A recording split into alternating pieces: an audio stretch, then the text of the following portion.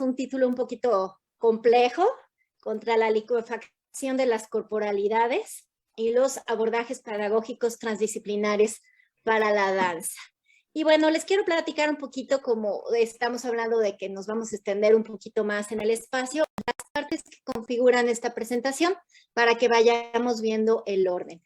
En un primer momento, les voy a hablar sobre la corporalidad líquida, evidentemente relacionado con las nociones que nos plantea Bauman con su idea de la modernidad líquida, para en un segundo momento pasar ya al desarrollo de los fundamentos filosóficos y psicopedagógicos desde una óptica transdisciplinaria, como una apuesta utópica por el desarrollo de los saberes de la danza para el buen vivir. Esto concretamente es la zona en la que se ubica la institución a la que pertenezco, la Universidad Michoacana de San Nicolás de Hidalgo. En un tercer momento les voy a plantear las transformaciones estructurales en el currículo que ha implicado asumir un programa educativo en este sentido, un programa educativo localizado y propio, que es lo que estamos buscando desarrollar. Y bueno, por último tendremos este espacio de diálogo. Muy bien, entonces pues vamos a arrancarnos, ya nos vamos de lleno con el primer tema, que es la corporalidad,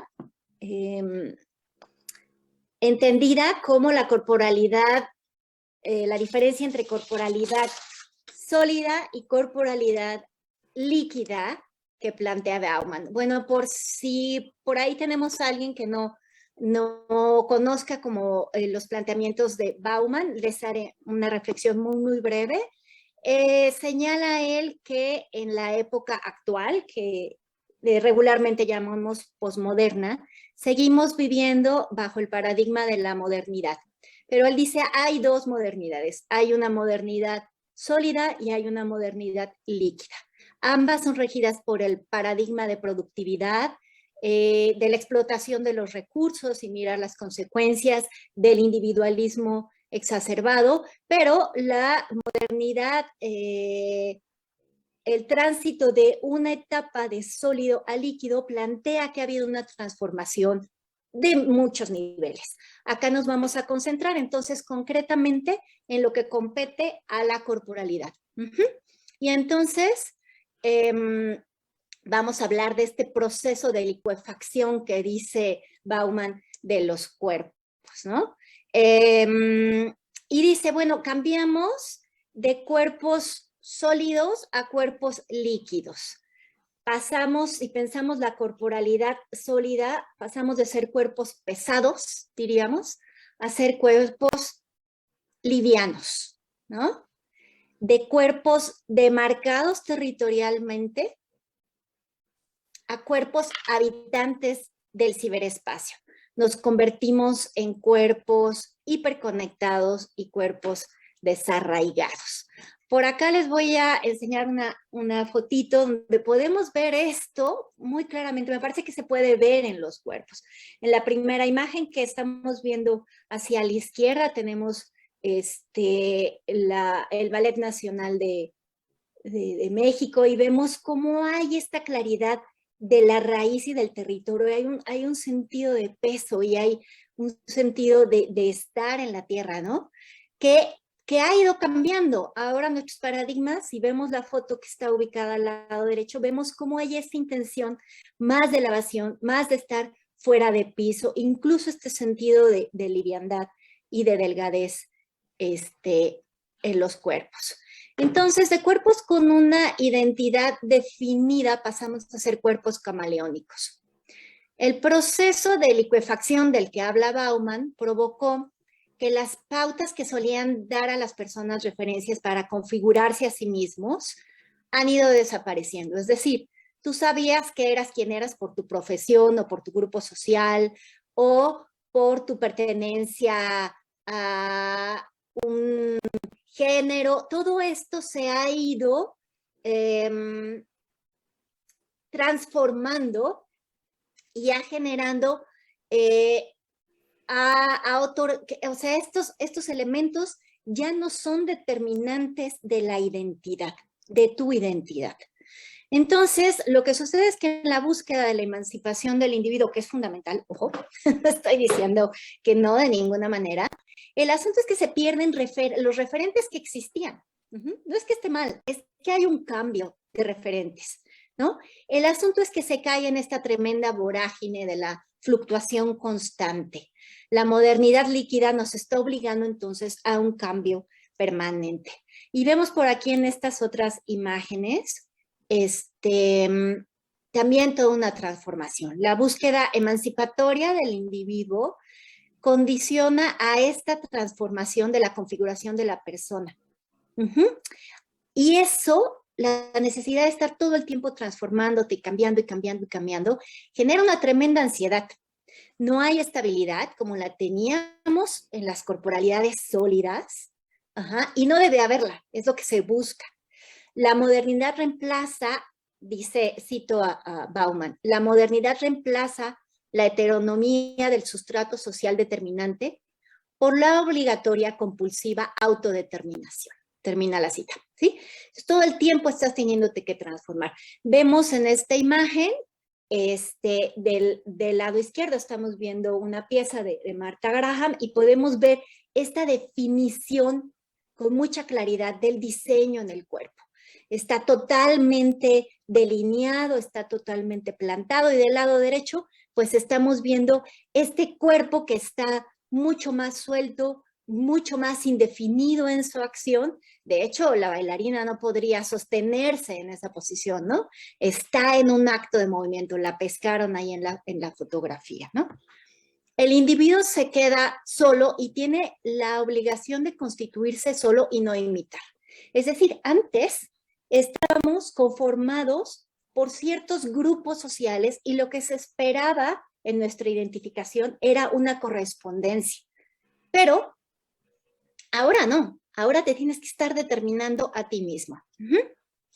Pero lo que sucede es que entonces, como hay esta ansiedad, se tiene miedo, lo que se hace es que se imita lo que es diferente, lo extravagante, lo no convencional, y se siente obligado a ello para no ser atrapado por la homogenización, para no ser atrapado por la masa. Y esa actitud es lo que saca de su propio cuerpo al individuo. Le impide ver lo que es porque está en una búsqueda fuera de sí todo el tiempo. Está desterritorializado de su propio cuerpo. Es decir, no puedes estar en ti, estás mirando lo que viene, lo que viene, lo que viene, lo que viene. Y eso no sucede, pues en mayor o menor medida, a todas y a todos. Acá les tengo un cuadrito, porque me puse como a pensar cómo veíamos este cambio y decía, bueno, más o menos hasta dónde yo ubicaría en México esta transformación de los cuerpos sólidos de los bailarines profesionales a cuerpos líquidos. Y creo que más o menos estaríamos hablando, bueno, si estamos en el campo de la danza moderna y contemporánea, estaríamos hablando desde la época de los fundadores de la danza moderna mexicana hasta los años 90, ubicaría más o menos esta etapa de cuerpos sólidos. Y de los 90 a la fecha, viene toda esta etapa como de cuerpos líquidos, diría yo, que además, ojo, es cuando proliferan las escuelas de danza profesionalizantes, justo. Bueno, la V tiene mucho más tiempo, pero en el resto del país, digamos, ahí es donde viene como el boom de las escuelas profesionalizantes de danza. Y bueno, vemos, déjenme, les pongo por aquí mi marcadorcito para, ay, ya no lo encuentro. Pues ya no sé dónde estaba el marcador. Pero bueno, teníamos cuerpos muy localizados. Se ubicaban en compañías y se ubicaban en escuelas. Entonces era yo correspondo, yo soy ballet independiente, yo soy Barro Rojo, yo soy contradanza, yo soy la Academia de la Danza Mexicana, la Escuela Nacional, ¿no? El Colegio Nacional de Danza. Y ahí estaban perfectamente localizados. Había un territorio que habitaban. Y ahora tenemos, pues más bien que se ha convertido en estas corporalidades en nómadas, ¿no? Trabajan por proyecto. Entonces, mientras estoy bailando con Magdalena Bresso, puedo estar también bailando con Gaby Medina, con Rosana Filomarino, o en un proyecto de danza teatro, etcétera, ¿no? Y los estudiantes tampoco se concentran netamente, como antes sucedía más, en las escuelas, ¿no? Que incluso había como rencillas, ¿no? Pues tú eres de este lado, tú eres de este otro lado, ¿no? Ahora lo que sucede es que se busca complementar la formación académica a través de cursos, a través del trabajo en academias, y entonces se está tomando clases de hip hop y de jazz a la par que se hace las clases que corresponden a las currículas de las licenciaturas, ¿no? Si antes se estaba en esta etapa sólida, trabajando con un lenguaje y se valoraba el dominio de ese lenguaje, ahora lo que se valora es la ductilidad. Se trabaja de una forma holística con múltiples técnicas de entrenamiento, etcétera, ¿no? Antes era como leal al proyecto de la compañía, ahora eres leal pues a ti mismo, ¿no? A tu proyecto personal. Existían entrenamientos colectivos, ahora los entrenamientos tienden a ser individualizados, y claro que estoy siendo muy esquemática, también digo, entre el blanco y el negro hay un montón de grises que no habría que olvidar de ver, pero un poco para ver estos tránsitos y estos trayectos. Y bueno, esto tiene que ver hasta con los aspectos. El modelo de corporalidad se correspondía a un modelo de corporalidad, ¿no? Ya lo hablaban por ahí en las ponencias anteriores. Ahora el aspecto resulta no tan importante, no tan relevante. Lo que es importante es la capacidad de atender a las demandas específicas de un proyecto determinado.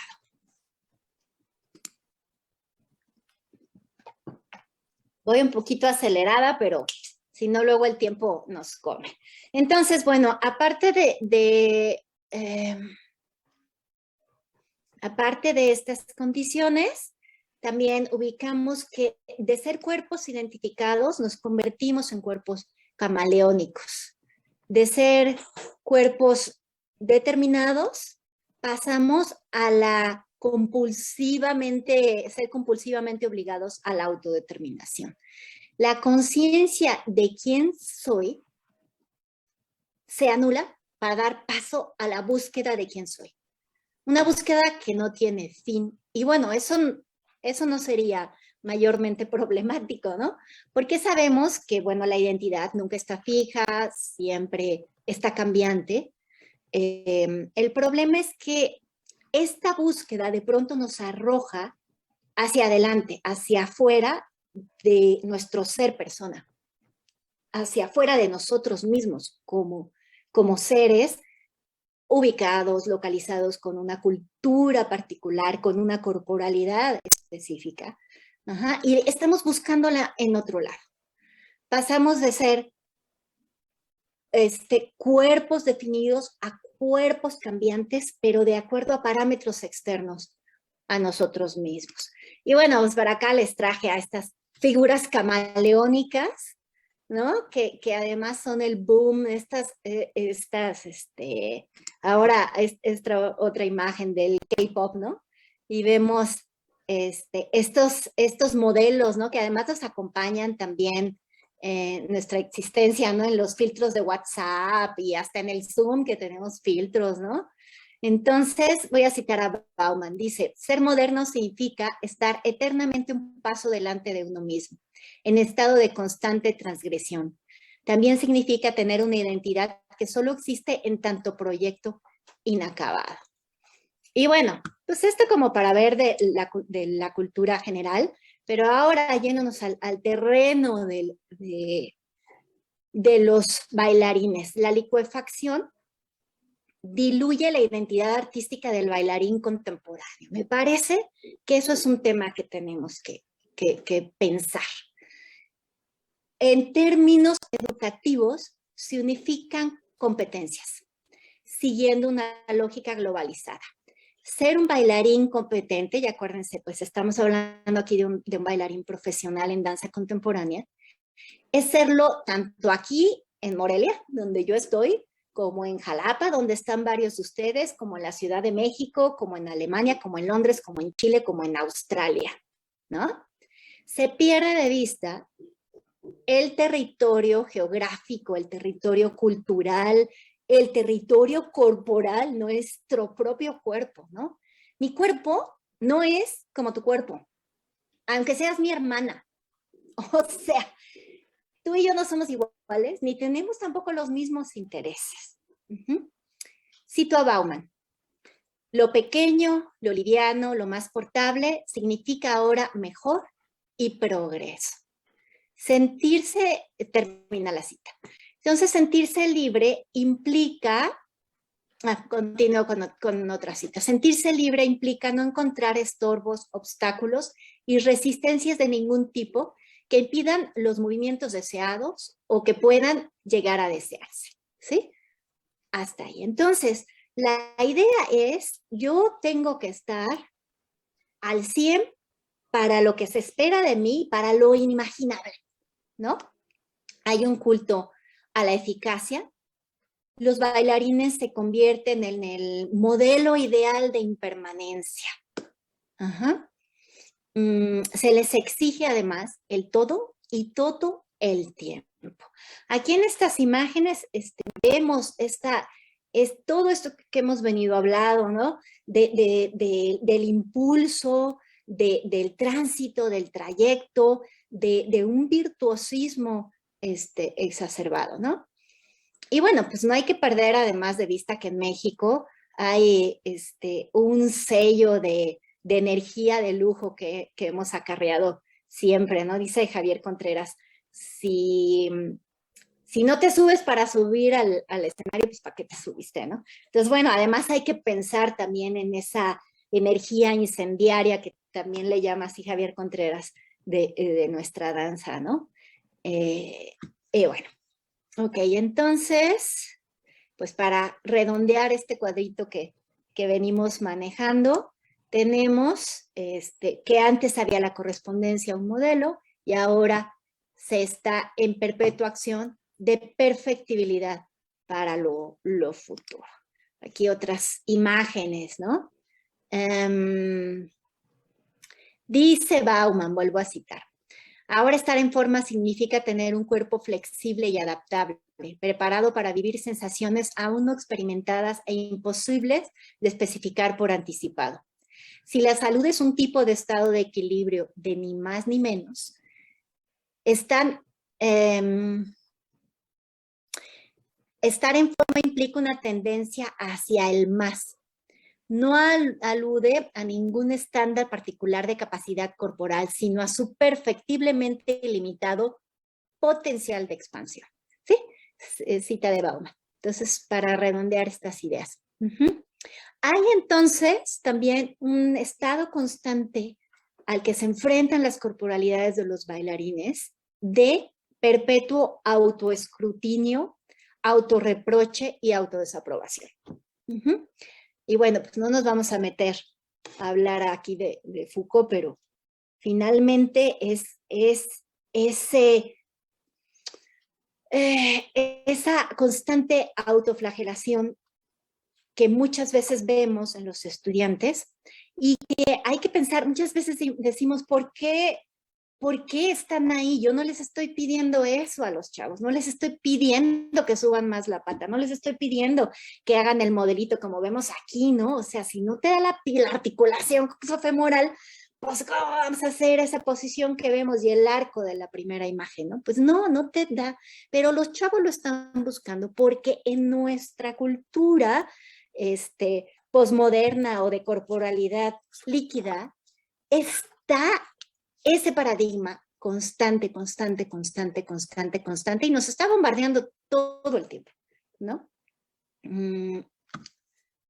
Y bueno, se espera entonces del bailarín poderes sobrehumanos, entrenamiento sin descanso, adaptabilidad a cualquier circunstancia, energía de lujo, compromiso de horarios completos, etcétera, etcétera, etcétera. Ay, ¿dónde está mi cursor? Ya lo perdí, aquí está. Bueno, ahí me encontré esta imagen así como del cuerpo desmembrado. Y vamos a pasar entonces a la segunda etapa de esta presentación, que son los fundamentos filosóficos y psicopedagógicos fundados en la transdisciplinariedad, que como escuela nosotros hemos venido trabajando en la... Ay, estoy cerrando aquí todo. En la Facultad Popular de Bellas Artes, y qué es lo que les quiero compartir como una apuesta contra la licuefacción de las corporalidades y contra estas inercias, tanto del paradigma de los cuerpos sólidos como de los cuerpos y las corporalidades líquidas. Permítame entonces nada más continuar acá. Bueno, nosotros hemos partido a lo que Israel Chavira llama siguiendo los planteamientos de Lewis Mumford, de un modelo educativo sobre la base de la agricultura y no de la minería, considerando el modelo de la minería como aquel que explota los recursos sin importar las consecuencias, y el de la agricultura como aquel que los cultiva. Estos que en realidad son modelos de producción, han impactado la educación. Entonces, digamos que en el modelo minero el bailarín es un recurso a explotar. Se espera que alcance el máximo de su potencial físico, creativo, emocional, sin atender su recuperación, el reposo, el descanso, tanto físico como emocional. En este modelo, la obra es considerada como un producto de mercado. Y bueno, por oposición a esto, en el modelo agricultor, la artista agricultora es la que repone lo que sustrae del mundo y conforme organiza su producción creativa, sus propuestas de procesos creativos, de formación, etcétera, se plantea maneras para que estos tengan medios de recuperación, se garantice el mínimo desgaste, ¿no? Esto atiende a un enfoque de programa transdisciplinario y complejo. Para sentar como bases de estas nociones, partimos de una concepción de corporalidad conforme al término de quiasmo, acuñado por Merleau-Ponty. Y entonces estamos hablando de la corporalidad, de lo corporal, como algo que involucra a la persona tanto organismo como cuerpo sensitivo y cuerpo animado. Entonces, bajo esta noción de corporalidad, que no es nada más soy un cuerpo, tengo un cuerpo, sino soy una corporalidad compleja, en donde la piel deja de ser una superficie que me divide entre yo y lo otro. O sea, hasta aquí estoy, hasta el límite de mi piel estoy yo, y de mi piel hacia allá es otro, el mundo y los demás. A pensar, a entender la piel o la superficie continente de mi corporalidad como una superficie que te permite una zona de trayectos, una superficie porosa que nos permite proyectarnos e introyectar cosas en nuestra relación con el mundo y con nosotros. Sí, a partir de esta concepción, pues la corporalidad y la investigación cobra otras dimensiones. Entre las más importantes se diluye la separación entre los aspectos teóricos y prácticos de la danza. Se investiga con el cuerpo y desde el cuerpo. Es muy interesante ahora, por ahí decía en mi currículum que estoy participando en la red de Embodied Practices con diferentes países. Y bueno, por ejemplo, el programa que tienen en Londres, los estudiantes se titulan con un performance, tal cual. Nosotros como que siempre estamos y necesitamos la parte escrita para que sea considerado conocimiento completo, porque si no, no, y ellos dicen, es que es conocimiento incorporado. Y como conocimiento incorporado que es una performance que viene de un proceso profundo de autoanálisis y de etcétera, etcétera, etcétera, es conocimiento, y con eso te puedes titular de un posgrado, ¿no? Entonces, bueno, hay como también muchas reflexiones ahí al respecto. Tamayo habla del conocimiento incorporado refiriéndose a aquel experimentado en el cuerpo, justo como esto que les platico. Dice, se trata de desplazarse, estoy citando, desde la exterioridad de la danza, realidad construida con criterios lógicos y ascéticos cartesianos, al centro de la compleja densidad de los saberes de las prácticas dancísticas, es decir, del mundo de los saberes experienciados, para desde ahí regresar al terreno de una teoría y una práctica que se construyan ya en el interior del campo dancístico, ¿sí? Hoy creo que les dije que la cita era de Tamayo, esta cita es de Javier Contreras, perdón. Entonces se trata de conectar estos saberes internos y externos. Y como ya llevo bastante tiempo, déjenme brinco un pedacito. Y bueno, se trata, Ana María Tamayo propone desestabilizar las jerarquías entre investigador, investigado, experiencia, conocimiento, ciencia, arte, y señala que la experiencia corporal propia del investigador es un insumo primario para el análisis, ¿no? Y bueno, ok. Volviendo un poquito a cómo hemos aterrizado estas cosas nosotros en nuestra experiencia, les puedo decir que desde el año 2009 estuvimos trabajando Alejandro Olvera y yo en el diseño curricular vigente en la Facultad de Bellas Artes, y una parte fundamental o la piedra angular sobre la que se sostuvo el plan de estudios fue la denominada poética personal de los estudiantes. Mientras me escuchan, les voy a compartir por aquí un videíto para que no me estén viendo nada más a mí.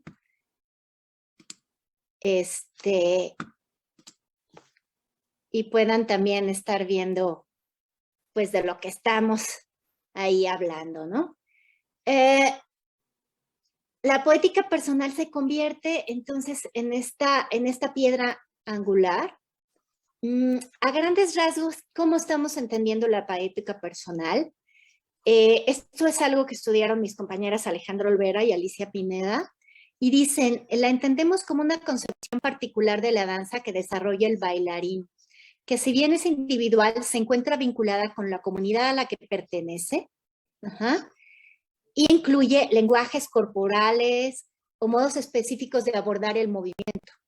No necesariamente solo dancísticos, también de la vida cotidiana. Ahí vimos en el videíto un poquito de la Universidad de las Américas, Puebla. Y entonces se generan como estas maneras personales de abordar el movimiento, o la elección de ciertas metodologías, que incluye también la elección de ciertas metodologías para la creación, ciertas concepciones de los elementos que constituyen a la danza, como el manejo del espacio escénico, la relación con la sonoridad, el manejo del tiempo, la tendencia a trabajar con cierta temática o desde la abstracción. Y entonces es algo que se va construyendo a partir de experiencias significativas que vive el bailarín y que le permiten tomar elecciones que van conformando como su camino en la danza. Entonces, bueno, ahí se fundamentó nuestro proyecto. ¿Qué es lo que nos permite el haber tomado la decisión de que la piedra angular, lo prioritario, es la poética del estudiante, la poética dancística del estudiante, que ojo, la poética dancística no se queda encerrada en el universo del ser del bailarín, toca la vida.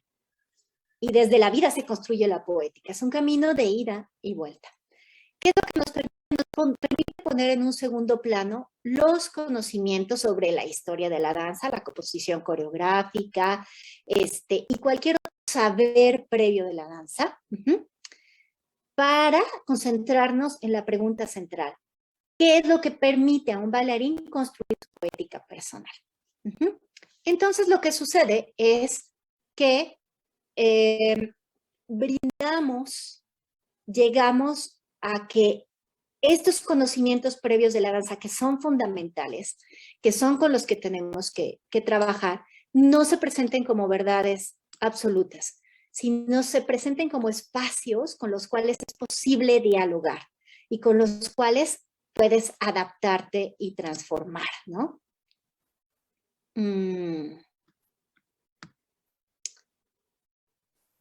Y bueno, aterrizamos aquí en este enfoque transdisciplinario, principalmente atendiendo a lo expuesto en el Manifiesto de la Transdisciplinariedad de Basarab Nicolescu y la Carta de la Transdisciplinariedad, una visión que implica un cambio total de concepción de la realidad, y que en nuestro caso buscamos que atraviese de manera transversal la currícula y todos los procesos que se desarrollan en el programa educativo.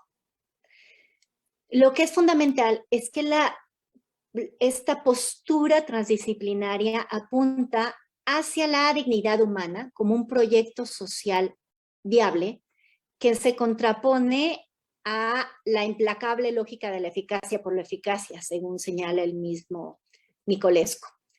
Se asume entonces que los integrantes de la comunidad educativa se constituyan como sujetos transdisciplinarios capaces de encontrar unidad en los opuestos y que el colectivo académico se construya como una pluralidad compleja y una unidad abierta. Buscamos entonces que se desarrolle un tipo de inteligencia dancística, dice la maestra Alicia Pineda, mi compañera, que equilibre la inteligencia analítica, los sentimientos y el cuerpo, y que nos permita entonces, de acuerdo a lo que plantea Nicolescu, conciliar el ser interior y el ser social en el ejercicio de la danza.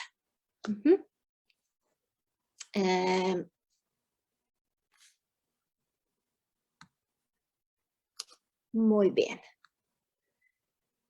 Y bueno, si pensábamos en estos 4 pilares que Nicolescu recupera de Delors, los 4 pilares de la educación: aprender a conocer, aprender a ser, aprender a vivir juntos y aprender a ser. Les voy a compartir ahora un videíto aquí chiquito. Ya les debía haber compartido más videitos, pero me emociono hablando y se me olvida. Espérenme un segundo. Lo coloco en su lugar. ¿Saben qué? Les voy a compartir otro acá para que veamos a un estudiante de Bellas Artes y les voy a ir platicando un poquito de su apuesta. Lo vemos primero para darles un descansito, que no me estén escuchando todo el tiempo, y después, si quieren, lo platicamos.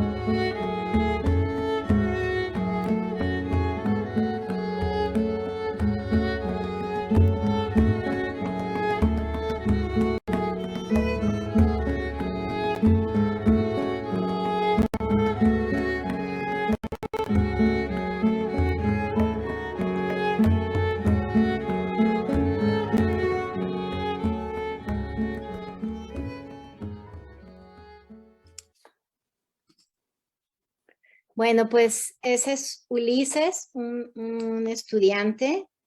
Les quiero platicar que él optó en ese trabajo coreográfico, aunque tenía la presión de sus compañeros que le decían, ay, estás en el Teatro Campo, muévete por todo el escenario, nunca tienes un escenario tan grande, ¿no? Salta, tú saltas padrísimo, Ulises, todo el mundo sabe que tú saltas muy bien. Tienes luces teatrales, haz cambios de luz. Y él dijo, no, me voy a quedar aquí parado. No, no voy a usar el escenario. No, no voy a hacer cambios de luz.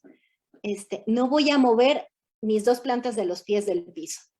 ¿Y qué fue lo que hizo con eso? Se metió a un espacio de incertidumbre que le permitió potenciar el principio de experimentación, ¿sí? Como me está comiendo el tiempo, me voy a tratar de apurar para platicarles de los principios que yo he encontrado que fungen nuestro trabajo educativo. Este es uno, el principio de experimentación, que es abrir un espacio a la incertidumbre, ¿sí? Un espacio donde es posible que se manifieste el saber del cuerpo, este saber intuitivo. Pero para que esto suceda, hay que darle primacía a la experiencia sobre de los resultados, ¿sí? Los docentes deben de evitar protagonismos, me parece, para que emerja la voz de los estudiantes. Sí es importante el rigor en el trabajo, pero hay que priorizar la exploración, ¿sí?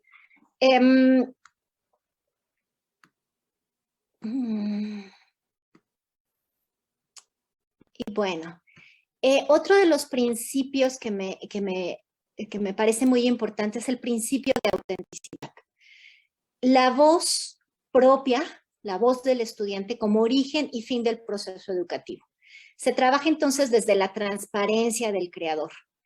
La danza como un espacio de integración y plenitud de la corporalidad, en donde la experiencia de vida y la experiencia de la comunidad educativa es primordial. El estudiante y el profesor dialogan de corporalidad a corporalidad. El principio de potencialidad, que se parte desde el respeto de la corporalidad de todos y de todas, y se reconoce que el ejercicio de la danza permite construir nuevas lógicas de concebirse a sí mismo, de concebir las relaciones y de concebir el mundo.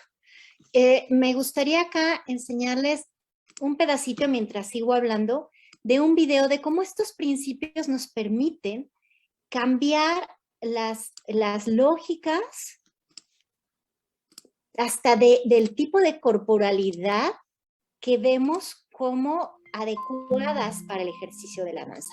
Acá vemos un proyecto de graduación. Omar Gil presenta esta danza en donde aborda su trastorno obsesivo compulsivo como temática, de la pieza, y además trabaja con su sobrepeso, ¿no? Y es muy interesante cómo este principio de potencialidad de donde la danza me permite construir mi corporalidad desde lo que soy y experimentarme desde lo que soy, admite que haya como un rompimiento de las estéticas adecuadas de corporalidad.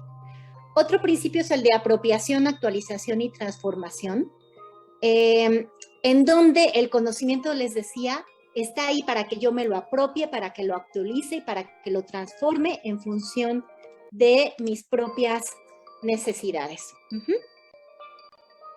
Y bueno, por último, en la última parte, que ya se me acaban los tiempos, les quiero decir que esto principalmente nos ha afectado en términos de la flexibilidad curricular. El plan de estudios se convierte, para alcanzar este logro, en un plan totalmente flexible. No hay seriación de materias y no existen grupos, tal cual. Se trabaja en un sistema multinivel. Es la idea del plan, no el plan actual, sino el plan que estamos diseñando. y no hay una separación que distingue entre materias teóricas y prácticas, ni prioritarias o secundarias. Ajá.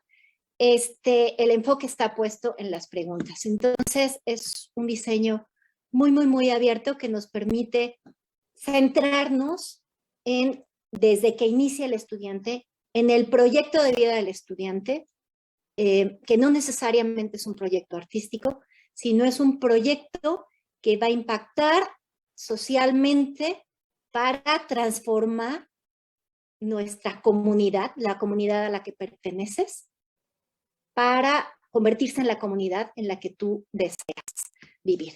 Y bueno, con eso cierro mi presentación hasta aquí para dar espacio a las preguntas. Gracias, Rocío. Muchísimas gracias.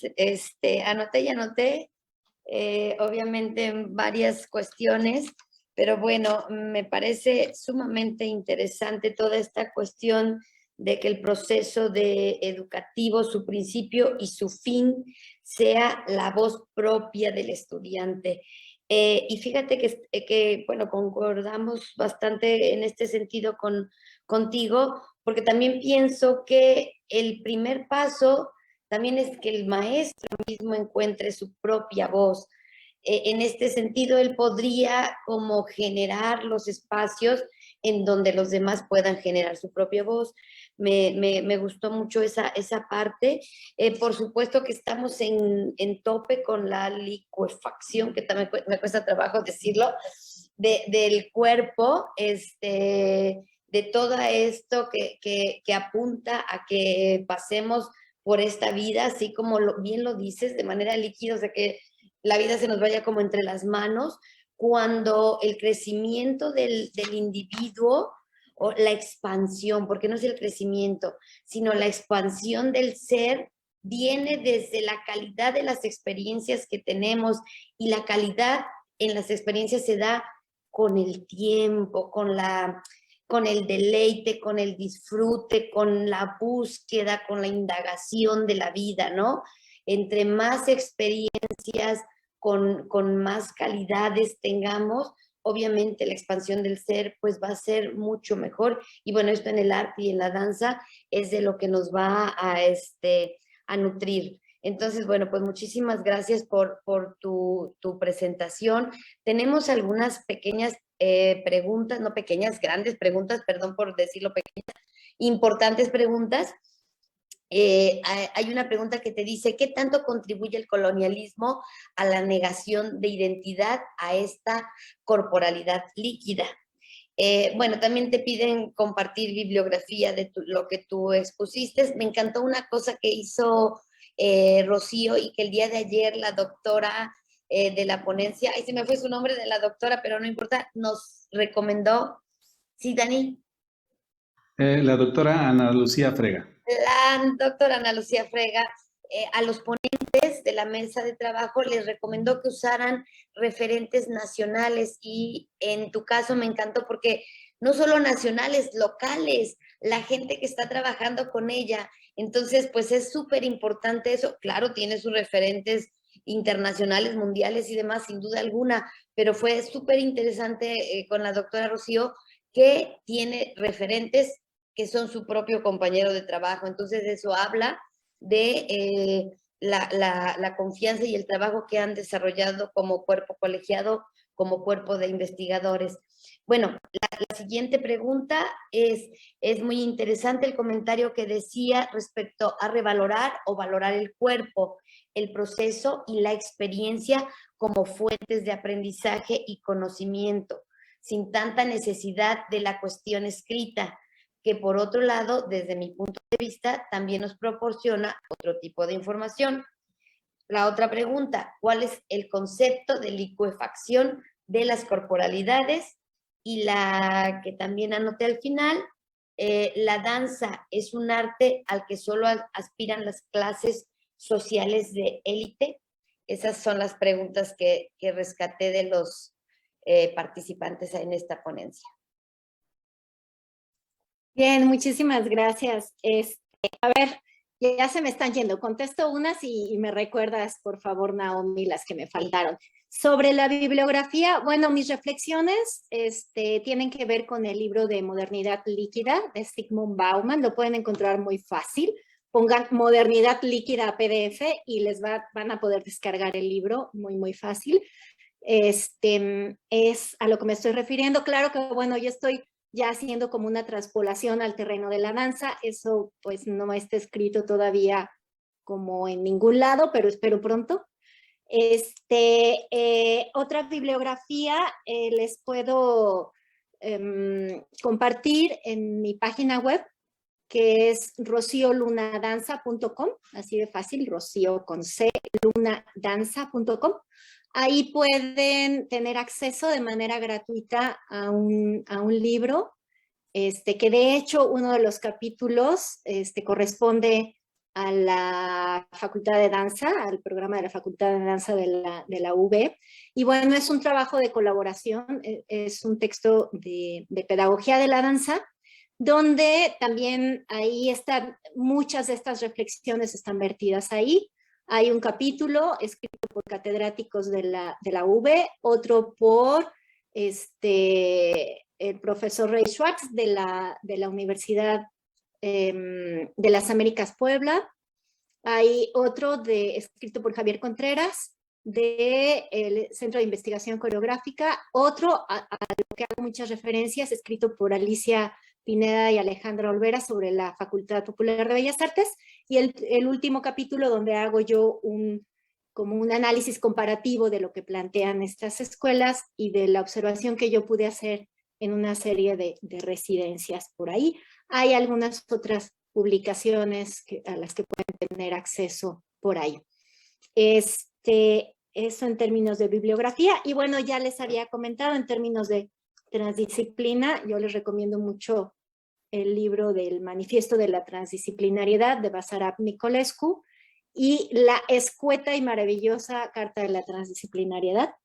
Entonces, bueno, por ahí. En términos de licuefacción, me encanta la palabra, porque es así como se va como desintegrando el cuerpo para convertirse en una presencia como no muy clara, ¿no? Y la verdad es que uno lo ve en los bailarines. Ves estos cuerpos tan guiados por la forma, digamos que serían los cuerpos de la danza moderna, ¿no? Lo vemos, ¿no? La técnica Graham, el ballet, nos lleva a la definición total de la forma, y luego vemos como todas estas técnicas más guiadas por el impulso, nos llevan a estos cuerpos líquidos, indeterminados, borrosos, guiados por el impulso, ¿no? Entonces vemos esta transición de la corporalidad, este cambio del tipo de movimiento y el tipo de corporalidad que constituye, ¿no?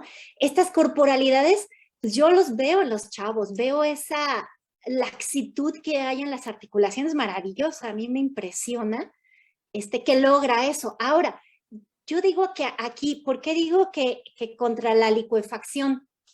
Porque el asunto que me parece que sucede es que de repente pasamos de ser cuerpos sólidos, o sea, cuerpos acartonados, digamos, por un modelo al que había que corresponder, a cuerpos líquidos que a ver, espérenme, por aquí lo tenía apuntado, a cuerpos líquidos que en realidad están como todos finalmente también guiados por la indefinición total, ¿no? O sea, que no se miran ni a sí mismos, están arrojados en el escenario, ¿no?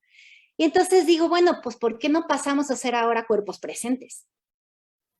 Cuerpos presentes, localizados, por eso decía.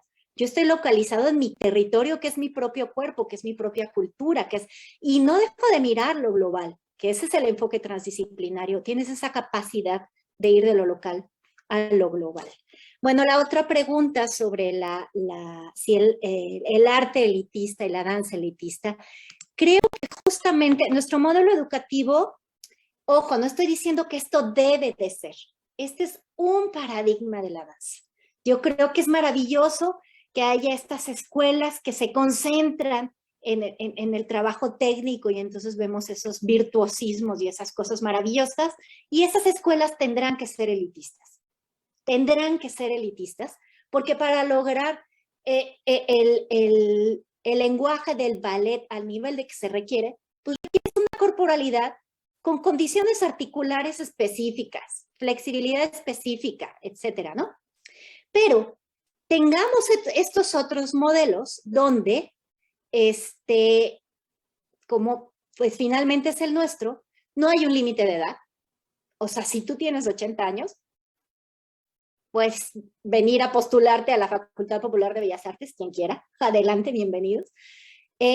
Incluso con discapacidades, ¿no? Tenemos casos así en la facultad y te lo permite, ¿por qué? Porque el enfoque no está en un modelo o en un saber o en un hacer, sino en el proyecto de vida que construye en la danza la persona que está estudiando esa carrera.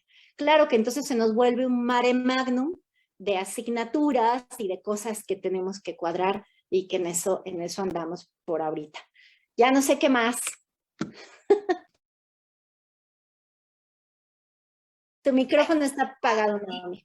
Hay dos preguntitas más, a ver si de manera breve podrías responderlas.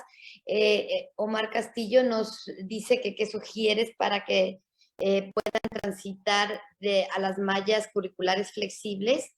Y Héctor Morán dice, ¿dónde queda la imitación de referentes dentro de esta búsqueda por la voz propia? ¿No condiciona al estar definiendo una identidad dentro de un mundo líquido? Con esto cerraríamos, Rocío, para poder continuar en tiempo y forma. Muchas gracias. Sí, en mi experiencia lo que ha dificultado muchos programas flexibles es los horarios. Nosotros lo que encontramos es que construir un horario universal que nos permita como bloques completos en los que se pueden movilizar materias, para que los estudiantes puedan moverse con mucha libertad y evidentemente la desestructuración de nuestra noción de grupos y la articulación de los grupos. Eso nos va a permitir una flexibilidad real. Me parece, es la apuesta que estamos teniendo nosotros ahora. Y para ser breve, la imitación. La imitación creo que es importante en tanto sea reflexiva y sentida y no sea una reproducción para llegar a perfeccionar algo, ¿sabes? Entonces creo que la imitación es muy importante porque te permite apropiarte de material. Entonces tienes una secuencia de movimiento que estás imitando del maestro, que estás repitiendo, pero para de manera somática ir sintiendo qué sucede en ti y que te permitas su transformación, su adaptación, su reinterpretación. Entonces, los ritmos no son los ritmos de la técnica, son los ritmos del grupo y los ritmos del individuo. Y los ángulos y las rotaciones no son los de la técnica, son los del grupo, los del individuo, los que necesita y los que es capaz de realizar con esa corporalidad que es. Muchísimas gracias, muchísimas gracias por esta oportunidad. Estoy muy feliz de estar aquí. Gracias, Rocío.